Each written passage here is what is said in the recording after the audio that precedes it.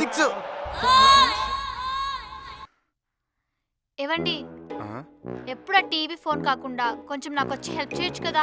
టీవీలో క్రికెట్ వస్తుంది. Cricket is an emotion. ఓహో, టైం పాస్ చేస్తున్నారన్నమాట. టైం పాస్ ఏంటి టైం పాస్?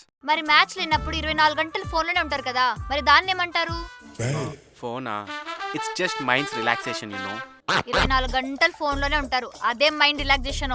అంటే ఒక్కొక్కరికి ఒక్కొక్కలా ఉంటుంది. ఒక్కొక్కరికి ఒకలాగా ఉంటుంది కదా, మరి టీవీ చూసినప్పుడు ఫోన్ చూసినప్పుడు ఎందుకు అలా గింజుకుంటారు? నువ్వేం బాధపడకు పిన్ని, ఇలాంటి టైంలోనే నువ్వు ధైర్యంగా ఉండాలి. ఫోన్ మాట్లాడుతున్నావా నాన్న? అవునండి.